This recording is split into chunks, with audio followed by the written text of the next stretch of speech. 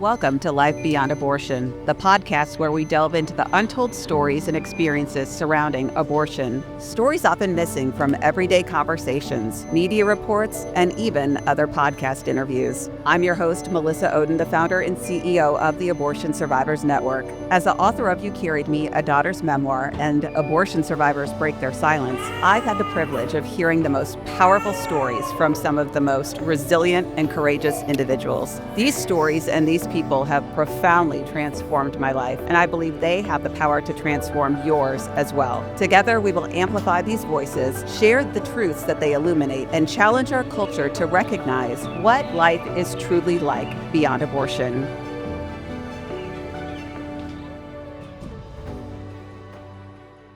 Today on Life Beyond Abortion, I am honored to have a guest who I both deeply respect and also I really am just encouraged by, not just for who he is personally, but also what he does. And so I want to introduce the audience of Life Beyond Abortion to Dr. William Lile, otherwise known as Pro-Life Doc, in this episode. Dr. Lile, thank you so much for joining me. Melissa, it's an honor to be with you, and I'm looking forward to this time. You know, I can't think back long enough in my head. I mean, I am getting older as I take children to college visits and things like that. I'm starting to figure that out. I am getting older, but I really can't remember the first time I was acquainted with you. But what I can say is you have been this consistent presence as a pro-life doctor in the pro-life movement and someone who serves in your community and is willing to be a really bold voice. So I just kind of want to start there to say, tell us who you are, tell us about family, where you live, and how you've gotten to this place. Well, my name's Dr. Bill Lile. I practice obstetrics and gynecology. I'm board certified, licensed in multiple states, and I've been delivering babies for 30 years now. And in 1999, after I finished my residency at the University of Florida, the practice that we took over was actually the largest abortion clinic here on the Florida Panhandle. So we negotiated with the previous owner and had him sign a non-compete where after we took over, he couldn't practice any medicine for the next 2 years in our Tri-County area. And we actually, on day one, we stopped the abortion business. We started an obstetrics and gynecology business. And we told all the staff they were welcome to stay, but that we would no longer be providing any kind of abortion services. And that if a staff member quietly tried to refer somebody for an abortion somewhere else, that would be grounds for termination. But when we took over the practice, it was actually on a Sunday after church, and I'd never been upstairs. And upstairs is where they had the surgical suite where thousands and thousands of moms who were pregnant walked up the stairs and spent a half hour up there and then walked down the stairs without that baby on the inside. I'll never forget walking up the stairs, turning the corner and seeing the exam table, the abortion machine, all the instruments all laid out for Monday's expected abortions. And I thought, my gosh, this is on the same road as Pensacola Christian College. We have mega churches on both directions, but nobody was here protesting, and you really didn't know what was going on. So we did a presentation at my church, which led to another church, and then we started to go and discuss this issue more, and we founded the ministry prolifedoc.org, and this is now day 21 of us stepping down from private practice, and we've shifted into full-time ministry because mostly we were saying no to probably 80% of the invitations that we received.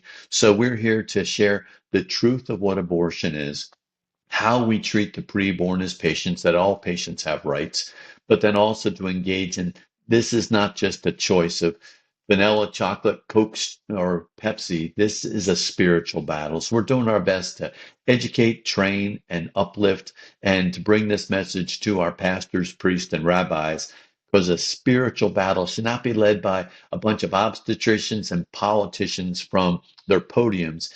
It really needs to be led by our pastors, priests, and rabbis from their pulpits. So we just want to encourage them and equip them. Man, I mean, and I hope people slow down enough to hear that, right? Here is a pro-life OBGYN saying, man, I've been doing this for 30 years. I know what I'm talking about. I love what I do.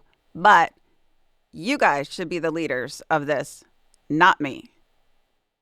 You Yeah, want it's to a be spiritual a battle. tool, right? You are just, I should not be leading a spiritual battle. I'm a physician. These are politicians. I mean, yes, we all have a role to play, but spiritual battles need to be led by our spiritual leaders. here, here. I'm here for it.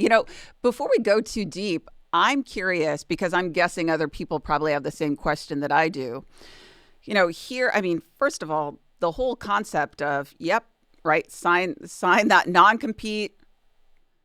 What happened in the community when the abortion clinic closes and you offer OB services? Did the wheels fall off the wagon, Dr. Lile? I mean, it was actually interesting what the response was. I mean, the community celebrated. They hadn't been out protesting, but they celebrated. Even the staff members that were employed, one of them is probably one of my most, encouraging supporters. She had been his LPN, his, practical nurse for over 20 years, and now she supports our ministry. She felt like she couldn't go anywhere else. She didn't have any other skills that she had ever learned. She had, some limitations in her skills, but to be able to go from having moms with babies walk in, and back when we took over the practice, you could legally abort a baby up to 24 weeks here in Florida. I mean, you would be fined $100,000 and spend a year in jail if you disturbed preborn sea turtles over 5 miles away on Pensacola Beach, but you could legally abort a baby that we had babies surviving in our NICU at 23 weeks. So the staff celebrated. They felt like they had been released, kind of like Abby Johnson and her staff, how they feel like they just escaped from an evil presence and they moved into something much more encouraging. I mean, to go from abortions after one after another all day long, and then the shift to celebrating with moms that they were pregnant was really just a burden, and chains were just broken, and lives were lifted up. Yeah, and isn't that such an interesting dichotomy from what we're told? Because, right, in today's world, especially, after the overturn of Roe, we tend to see the headlines and we're fed the same old messaging, which is without abortion, right, uh, maternal health care is suffering, especially in the South, and right, poor outcomes Mhm. for children and families. And your experience would tell us otherwise. Oh, sure. I mean, yeah, we get into medicine to provide healthcare, and abortion is not healthcare.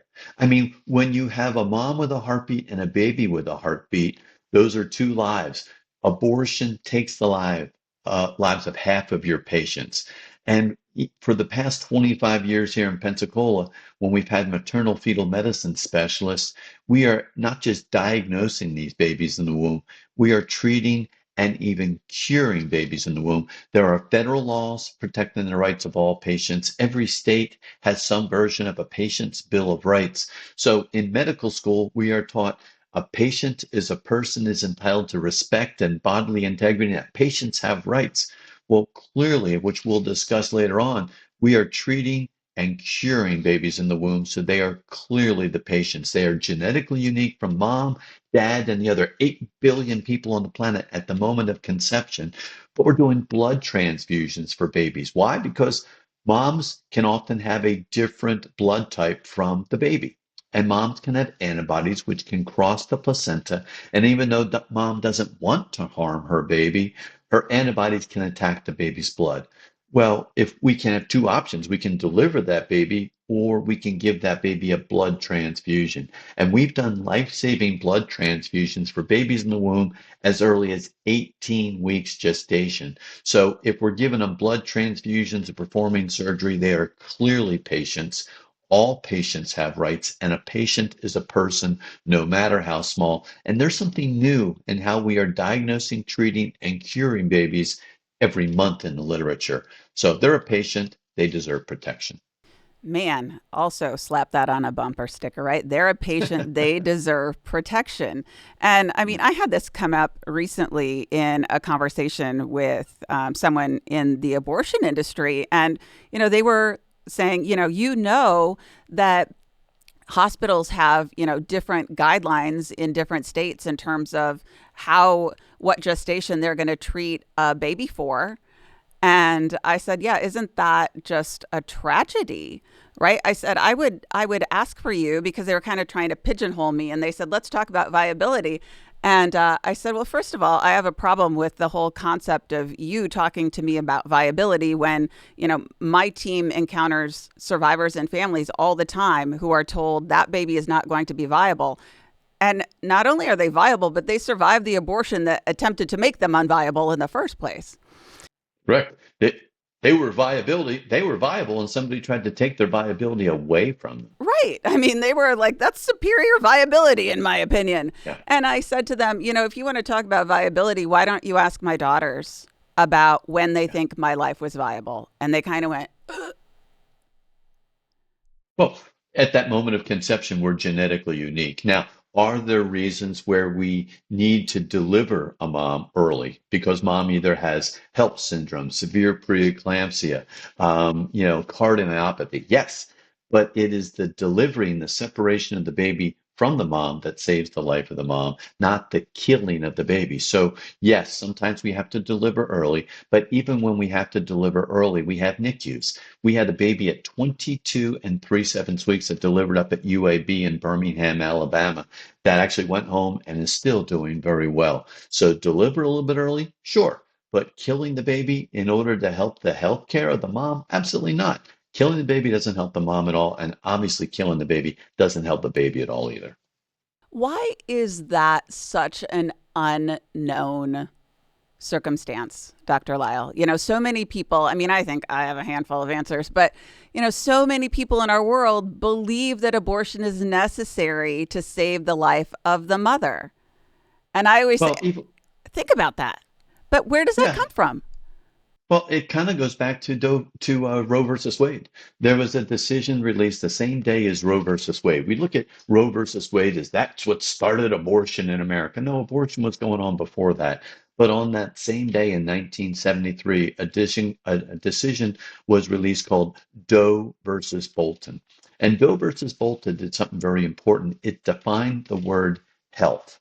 Because when you hear people saying, well, we have to keep abortion because of women's health, health there in Doe versus Bolton was actually defined by the US Supreme Court as physical, emotional, psychological, familial, or age. So when people say, well, we need to keep abortion to preserve somebody's health and save their health, well, mom could have a little bit of depression. She could have some anxiety. She might think that she's too young. She might think that she's too old. The mom might want her to have the baby. The dad might not want her to have baby. So there are so many, it's so wide when it comes to health that there really were no limitations with that definition of maternal health. And even when we look at state legislation and state constitutional amendments, it's like, how do you define health? In Florida, we define health very importantly as far as the mother's health, but it can also be considered psychological, familial, age. So we have to look at that.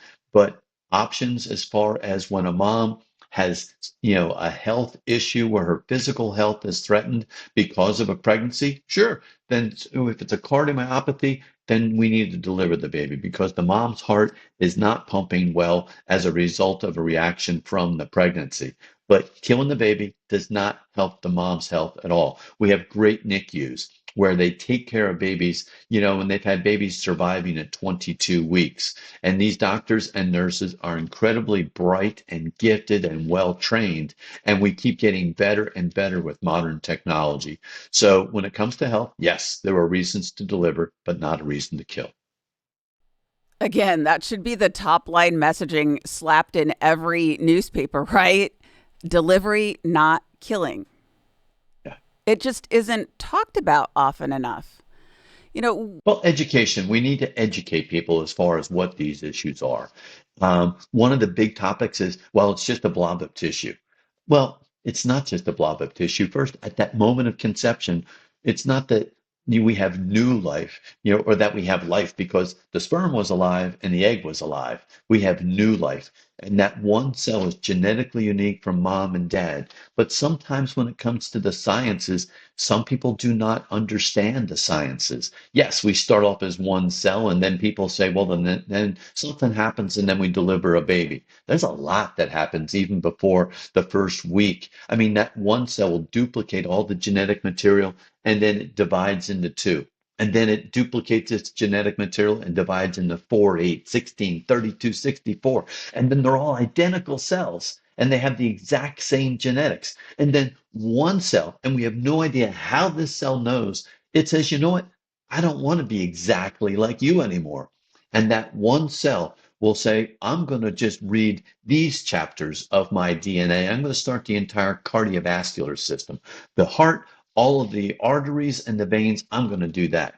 And then another cell says, okay, cool, you do your thing. I'm going to start the entire neurologic system. I have the same DNA and chromosomes that you have, but I'm only going to read these chapters. So the brain and all the nerves, I'm going to do that. Another cell starts the entire skeletal and the muscular system. I mean, I can tell you what happens on day 17 and what happens on day 18, but how these individual cells know what parts of the blueprint of our bodies they're supposed to read, it's a miracle.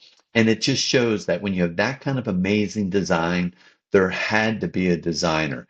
But I mean, we can see the heart beating, within just a few weeks of conception. So it's not just beating and flickering, it is circulating. And when your heart starts beating, it's going to keep doing that until the day you die.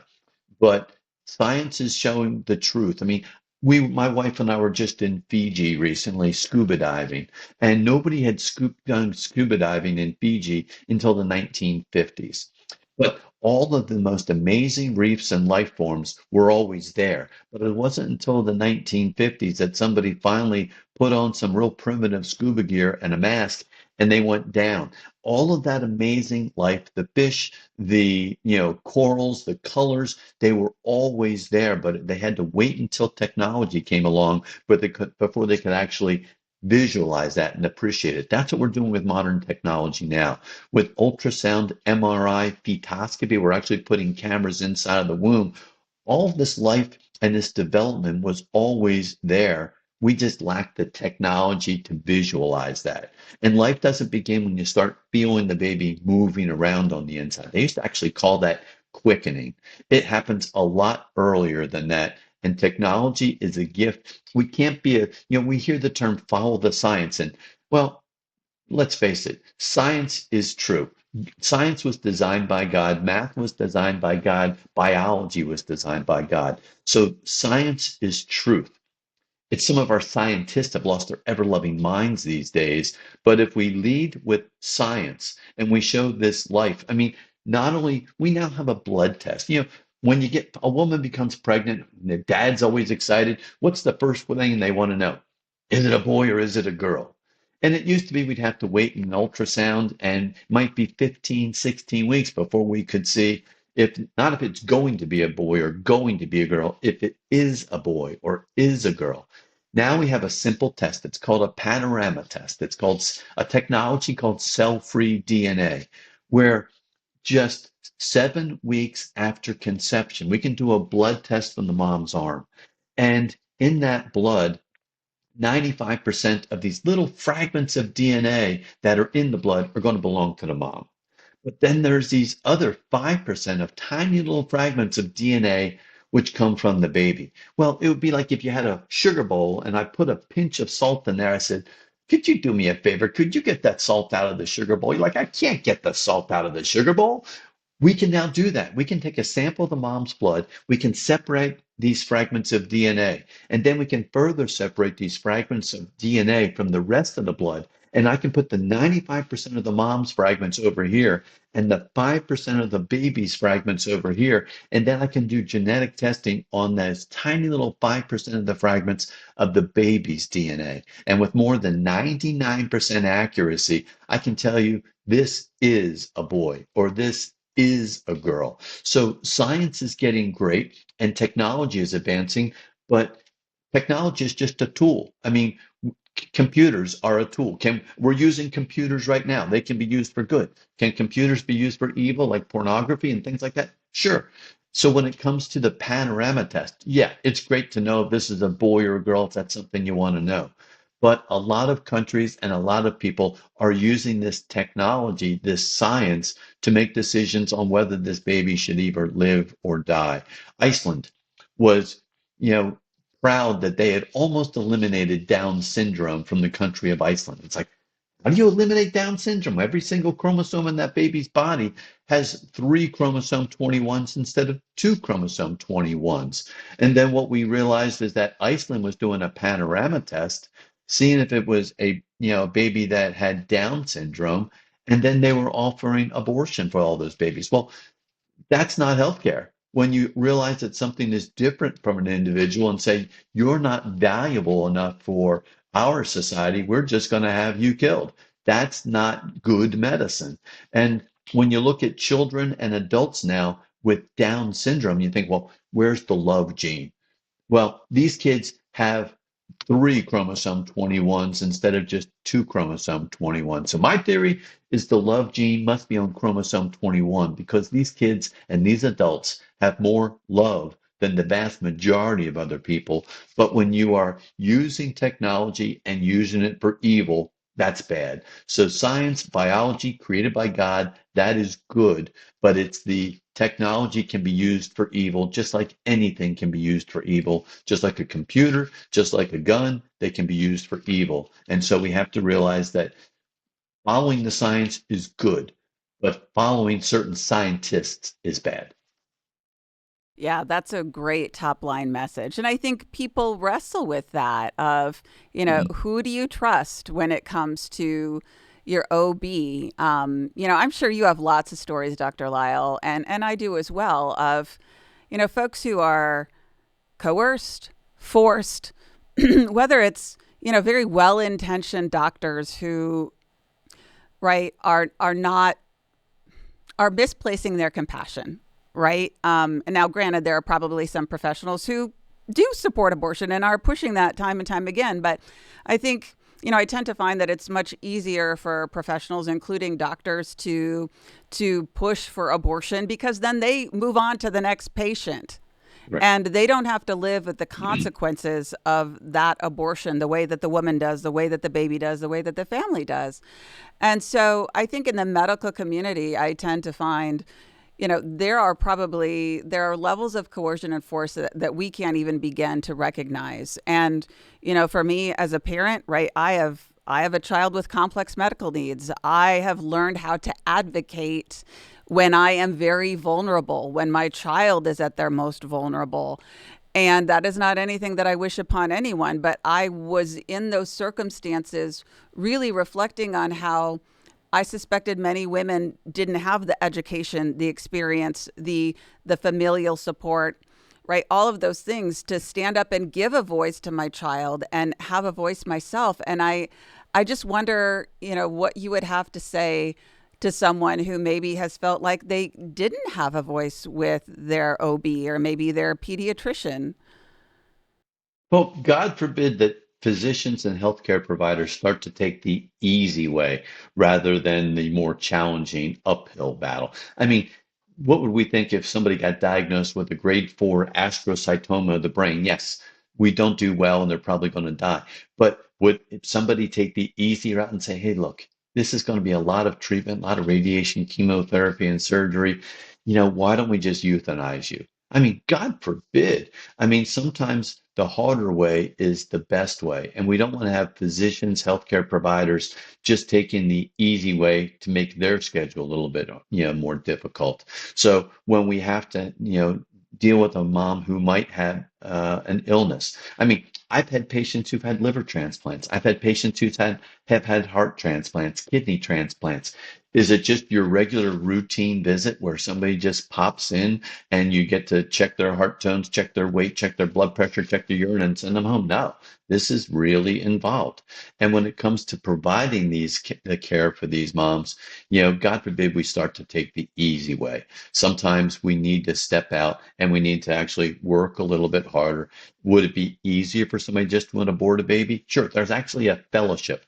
And what's a fellowship? A fellowship is training. I mean, for me, it was 4 years of college, 4 years of medical school, 4 years of residency. And then you can do a fellowship.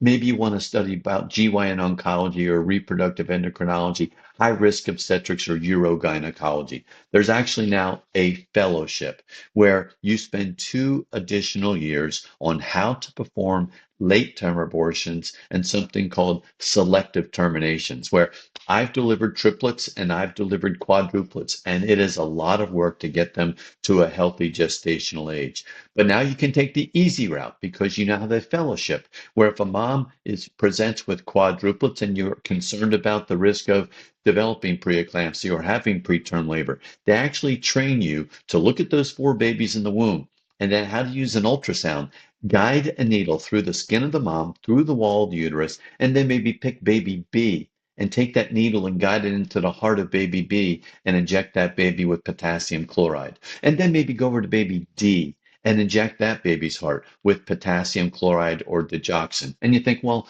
now it's going to be easier. I'm only dealing with twins instead of quadruplets.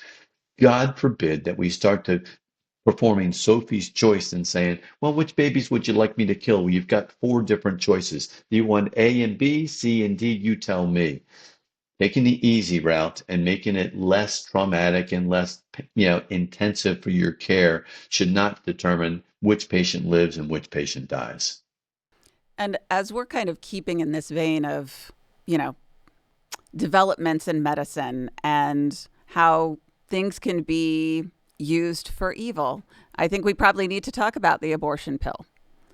And, there constantly is, more that we're uncovering every single day. And, definitely there are research studies like those from the Ethics and Public Policy Center that have shed some light on what you as doctors saw, which was huge complication rates when it comes to the abortion pill. And, they were also identifying the number of repeat abortions. So 1 in 19 women who took abortion pills were then having a repeat abortion with that baby who just survived the first attempt to abort them by abortion pill.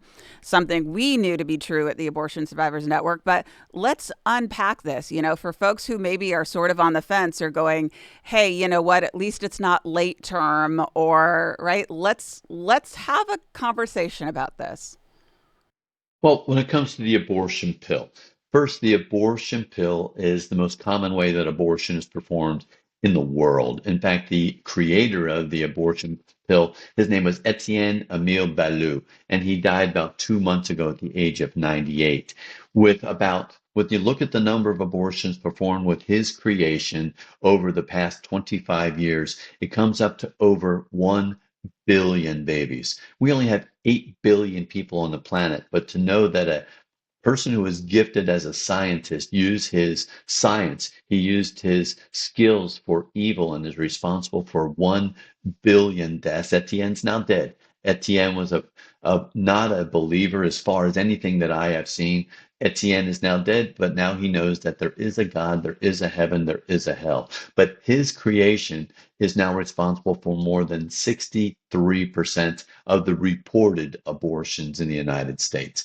If your daughter has a cell phone, she has access to an abortion pill.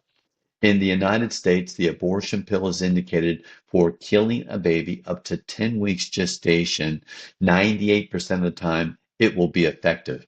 But just last year, there were 26 different articles published worldwide on how you can use the same abortion pill to kill a baby in the womb up to 28 weeks gestation. It's not just for the first 10 weeks. They actually have 26 studies showing how it can be used up to 28 8 weeks gestation. So the abortion pill is now responsible for the vast majority of all abortions. It's obviously dangerous for the babies in the womb, but the Ethics and Public Policy Center article also showed the abortion pill is dangerous for women as well. They looked at this study. The study that led to the approval of the abortion pill was actually composed of 10 different studies. This one study by the Ethics and Public Policy Center was 28 times as large as all 10 of those studies that were led to the approval. As a physician, we kept seeing a lot more patients coming into our offices and into our ERs than we would expect because we were told that the risk of a severe adverse reaction was less than 0.5%. What this large study showed of women who took the abortion pill, they studied the insurance records and documentation from over 865,000 women. And instead of having less than 0.5% of the patients having a severe adverse reaction or a life-threatening reaction. It was not 0.5%, it was 11% had a severe or a life-threatening reaction to the abortion pill. Women were being harmed. And I've heard people say, well, yeah, I heard the abortion pill is 22% more dangerous than what we thought. No, it is 22 times more dangerous. If I'm in the airport and I see Snickers bars for $1, I like Snickers. And I go to ring it up and I scan it and it comes up $1.22. I'm probably going to still get the Snickers bar. It's 22% higher, but I'm going to still get it. But if I take that same Snickers bar and I scan it and it comes back as $22, I'm not getting a Snickers bar. I like Snickers, but they're not worth 22 bucks. That's what we're talking about. There were over 40,000 women who had to go to the ER. There were over 24,000 women who presented with heavy bleeding and hemorrhage. There were 24,000 women who needed to have an additional surgery, a D&C. There were 12,000 women who had either infection or sepsis. There were 3,000 women who had ectopic pregnancies, tubal pregnancies. And when you have a pregnancy, and you see a positive pregnancy test, yeah, it says that there's a pregnancy, but it doesn't tell you where the pregnancy is. You need an ultrasound to see where the pregnancy is. The number one pregnancy related cause of death of women in the first trimester of pregnancy is still a ruptured ectopic or tubal pregnancy.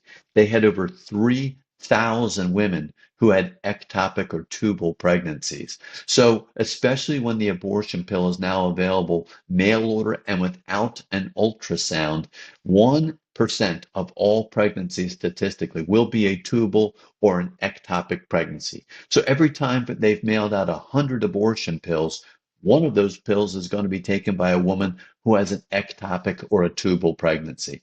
And when they receive the abortion pill, they are told you're going to have bleeding, cramping, and pain. What are the symptoms of a rupturing, life-threatening ectopic pregnancy? The exact same: bleeding, cramping, and pain. And these are the kind of patients that we're seeing coming into our ERs who are having severe adverse reactions to taking the abortion pill as they were instructed. And they're also instructed, if you have any problems and you go to the ER, don't tell the doctor that you took the abortion pill. Why? Because, I mean, when I have a patient come into the ER, the first thing I want to do is do a history and physical because it is vital to understand everything about them. What medications are you taking? What's happened to you? This is important information. They are told point blank, don't tell them. We need that information. So the abortion pill, proven by this study of 865,000 women, it will kill a baby 98% of the time, but it's also dangerous for women. And babies have rights because they're my patients, but the moms have rights, and the moms have a right to the best information and the best statistics. And the abortion pill is dangerous. And have we had other meds that we've taken off the market? Sure. Look at Vioxx recently. Vioxx was out for over 5 years. It took 5 years of data before we realized, wow, it causes heart attacks, it causes strokes. Look at DES. Look at thalidomide. These were out for years until we realized, oh my goodness, DES can cause vaginal cancer in women, cervical cancer in women. Thalidomide causes horrible birth defects in babies. They went through the approval process, all three of these drugs, but then after the drugs were approved, we found they were dangerous. So they were pulled off the market.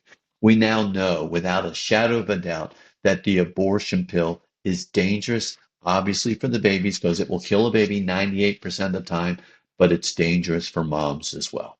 Well, and that's such an excellent point because we do tend to hear that time and time again, right? That, you guys in the pro-life movement, you're targeting the abortion pill. You want it to be treated differently because it performs abortions. No, what you're saying is, man, what you're asking for is the basic same scientific response to when you find out that a drug has adverse effects. We're simply saying don't treat abortion any differently than you have these other drugs. Like, be Correct. consistent.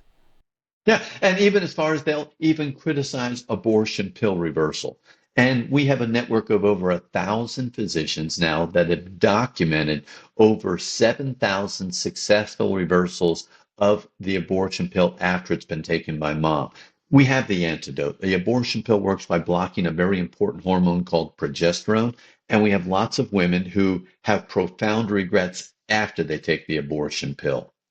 And we have a network, we have a toll-free number, we have nurses who will meet the needs of these moms.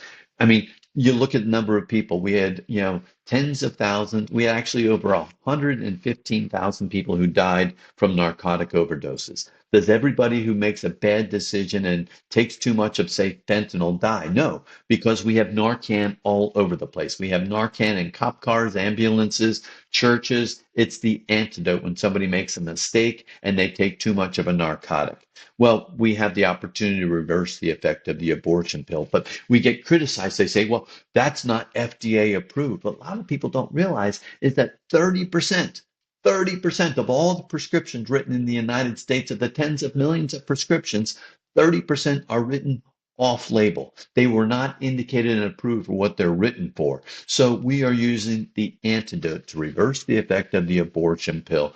But we celebrate those 7,000 babies. We celebrate that we were able to use technology, science, medicine, and prayer to reverse the effect of the abortion pill. But by the abortion pill alone, over 600,000 babies die each year because of the abortion pill. So we celebrate the 7,000 that we have documented, but we're losing 600,000 each year due to the abortion pill. That is not healthcare. Well, and I don't know if you're prepared to talk about this, but I feel like you probably are. One of the common complaints I hear from the abortion industry about abortion pill reversal is the study that they like to talk about that showed that there were adverse effects from progesterone. Do you want to unpack that one? Well, there was Dr. Kreinen, if you're referring to the Dr. Kreinen's study. Dr. Kreinen went to prove that the abortion pill reversal was a fallacy, and he wanted to sign up 30 or 40 women in the study, and he initially had 10 women that he had signed up. And they were all given the abortion pill, and then he had half of them receive a placebo, and then he had half of them who received progesterone, not as the same dose that we use, but received progesterone. And then he started to look at the data, and the data was really clear. There were 4 of the 5 women who received progesterone who kept their pregnancy going. There were only 2 of the women who received the placebo that still kept the pregnancy going. And then he started to look at the side effects. And yes, there were women that had bleeding. There were women who had to get transfusions. There were women that had to have additional surgeries. But all of those women came from the placebo group. So when he was saying, well, there are too many side effects of attempting abortion pill reversal, those side effects came from the placebo group, not from the women who received progesterone. So when you look at, there's actually a website called aprscience.com. And you can go to aprscience.com. It's run by Dr. George Delgado, who is credited with really coming up with the idea of even using progesterone to reverse the effect of the abortion pill. And you can look at all the studies, and the studies clearly show that we can reverse the effect of the abortion pill. And we don't just say, well, we've got 7,000 successful reversals. I mean, I've attempted reversing the effect of the abortion pill 26 times, and I have 19 babies with pictures of these babies, pictures of me with these babies. Some of them are now in third grade. So, yes, we can document, but we know the mom's first name. We know the mom's last name, her date of birth, when she took the pill, what the first day of her last menstrual period was. We have documented that we can reverse the effect of the abortion pill, and that's meeting the needs of the patient. One way to look at that is there was a study. You know the Golden Gate Bridge out in San Francisco. Well, it's beautiful. San Francisco has made a lot of changes over the past 20 years, but the bridge is beautiful. But unfortunately, it's one of the most common places where people will go to commit suicide. They'll jump off the Golden Gate Bridge and they fall 120 feet, and most of them die. Well, there was a psychologist who realized that there were 22 people who jumped off the Golden Gate Bridge and miraculously survived. So, as a psychologist, she wanted to interview them, and she interviewed all of them, and they all had very similar stories where they were there and they didn't feel like they were getting assistance, didn't feel like they were getting help that they needed. Nobody loves me. Nobody's here to help me out for this. I may as well just die. So they walked out on the Golden Gate Bridge. They jumped off of the side, and it's almost a 4-second fall before you hit the water down below. And by some miracle, they either swam to shore, they got picked up by a fisherman or by the Coast Guard. But then she wanted to ask them, okay, you've told me what you were thinking when you walked out onto the bridge. During those 4 seconds when you were falling, what was going through your mind? 22 of 22 of these people who jumped off the Golden Gate Bridge said they immediately had profound regrets and they said, I want to die. They called out to God. By some amazing miracle, God spared their life and they survived. The same thing happens with the abortion pill. You have women who say, oh my gosh, I'm pregnant. I don't know what I'm going to do. I'm still in school. I mean, what am I going to tell the baby's daddy? I've already got kids at home. How am I going to financially afford this? And they walk in and they think that taking the abortion pill is going to solve their problem. But it's amazing how many patients I've received calls from who are still in the parking lot of the abortion clinic. And as soon as they got to their car, they thought, what did I do? Just like somebody who jumped off the Golden Gate Bridge had immediate regrets, these moms have immediate regrets. Well, if a patient jumps off the Golden Gate Bridge and they survive, yes, we are there to treat them and help them. If a patient takes a narcotic and they overdose and they're going to die, we have an obligation to treat them, to provide them with the antidote. If a patient comes to me and says, I made a mistake, what can you do to help me? And we can reverse the effect of the abortion pill safely for mom and safely for the baby. That's called good health care. And that's what we participate in. We have over 1,000 doctors, nurse practitioners, and nurse midwives who are part of our group who are helping us use science, use medicine to save the lives of the babies, but also save the conscience and depression and anxiety and trauma that comes from after abortion. We have a chapter that we are finishing up in our curriculum. Currently, our curriculum has has 8 chapters, and we're getting ready to add a ninth chapter next week on the psychological, emotional, and anxiety effects of both men and women after taking the abortion pill or having an abortion. So we're really, and it's not just that we're saving the life of that little flicker on the inside. I mean, I have pictures of these kids going to third grade. These kids are going to, grow up. They're going to have kids of their own. This is a generational save. This is a generation which has been saved because mom had regret. She made a bad decision like we all do, but we're able to reverse that effect. My first abortion pill reversal patient's name was Journey because this baby had an amazing journey. Journey is now going into the fourth grade and she is perfect. Mom made a mistake. She sought help and we were fortunate enough to be able to help her out. Well, and that's some of my favorite experiences as well. I get to see little abortion survivors growing up, and all of us have had these very diverse experiences. But we had a mom here recently who, kiddo is 6 and she had a successful abortion pill reversal. And, our social workers have supported and empowered this mom over the years. And as she's sharing her story, she knew that she needed to have a conversation with her son about the miracle of his life. But the miracle of his life, of course, is right so deeply intertwined with her regret.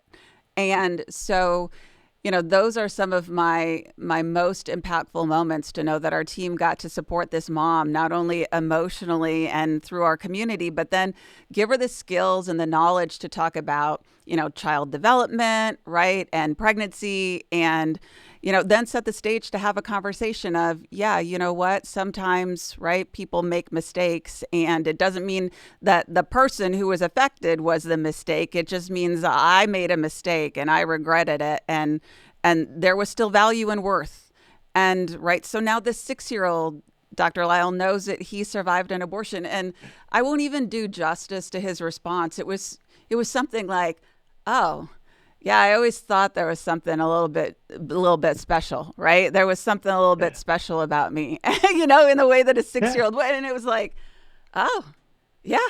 I mean, Yeah. it doesn't mean he's not going to have questions as he ages, and that he, isn't going to wrestle with identity from time to time, but he gets to have a different experience than, first of all, the babies who lose their lives to abortion, but secondly, to our population of survivors who, over the years, right, nobody was coming alongside their moms after APR to say, hey, it's okay to talk about this, and it's complicated, and you don't have to go through this alone. Yeah. I mean, it's a beautiful story. We started off saying that this is a spiritual battle. This is an attack on the image of God. And when it comes to a spiritual battle, yes, we need to use our spiritual tools, but we can also use the story of abortion pill reversal as an example of what it means to be redeemed.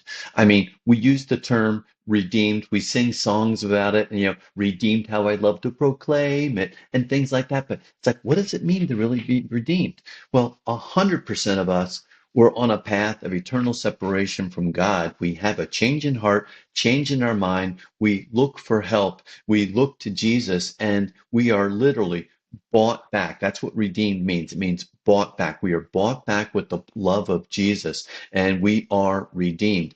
That's the same thing that's going on with these babies. These babies were on a path where 98% of them, after the mom had taken the abortion pill, 98% of these babies were going to die. Mom has a change of heart, a change of mind. She seeks out help. She looks for redemption. We always pay for the cost of the medication when it comes to abortion pill reversal. So for $109, we are literally buying back the life of that baby. So this is an example that a pastor, a priest, or a rabbi can use from the pulpit as an example of what it means to be redeemed. We're redeemed by the blood of Jesus for our eternal salvation, but we are redeeming these babies with $109 worth of progesterone. And when you look at the effect on these moms after they've had an abortion. I'm actually doing a talk at the American Association of Christian Counselors up in Nashville in September. And it is amazing as I've been reading through all the data and literature, how many women and men can trace back the beginning of their anxiety and the depression to a key event in their lives. And we always have losses in life. We have losses of parents, and that can be very traumatic. We can have losses of jobs, relationships, spouses, children. There is trauma when it comes to losses, but it's amazing how many of these men and women, when they are asked the questions, it might be 10, 15 years prior, where they can really track back the beginning of what was the event which started you on this path of depression and anxiety. And a lot of times it really comes back to asking about abortion. And if you don't ask the question as a counselor, you're never going to be able to key down to it. When it comes to abortion, is abortion a sin? Yes. I mean, it's killing the image of God in the womb. It's taking the life of a baby on the inside. But is this an unforgivable sin that you're just going to be damned forever because of it? No. I mean, the blood of Jesus is able to reverse any sin in our past. And so people need to realize that there is help. I mean, there are millions of men and women that are hurting. They need healing. Healing comes through true forgiveness, and true forgiveness only comes through salvation, through the gospel, and through the blood of Jesus Christ. But sometimes we need to ask those difficult questions in order to really focus on why somebody is dealing with something as traumatic as the loss of a child. You have covered every point I would have wanted you to, and then some. Not that I'm shocked or surprised by any of it. There's a reason why, right? God called you to this space, and I'm so grateful that you continue to be obedient and see what He is calling you to do. You are filling a space that I don't know that anybody else does in the pro-life movement. If people want to find out more about Pro-Life Doc and what you're working on or where you're going to be speaking, how do they get in touch?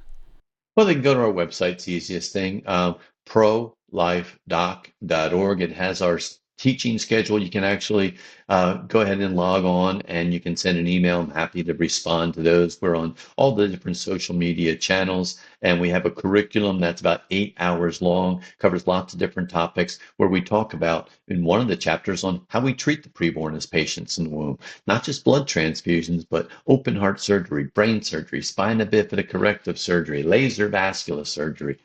Patient's a person, no matter how small, and science and biology were created by God, and we can't be afraid of science, but we need to lead with our tools, our spiritual gifts, scripture, prayer, and really looking to God for assistance and offering the gift of salvation through the gospel. Amen and amen. Thank you so much, Dr. Lile, for joining me on this episode. It's an honor. Thank you very much. You were fantastic. And I hope you, the audience, have really been blessed by what Dr. Lile had to share today. I'm sure you were probably surprised by some of the information. He is incredibly knowledgeable. So I encourage you to go back, listen to this episode again, pass it along to friends. Pass it along to your pastor. My goodness, it is time that we have a conversation about abortion. And just like Dr. Lile said, it really needs to be led from the pulpit. So do us a favor, like, listen, subscribe, and share this with others. Life Beyond Abortion is a podcast presentation of the Herzog Foundation. The views and opinions on the show are those of the host and her guest, and not necessarily those of the Herzog Foundation. You can find out more about Melissa's work at melissaohden.com or by following her on Instagram at melissaohden. Be sure to like and subscribe to the show so that you never miss an episode of Life Beyond Abortion.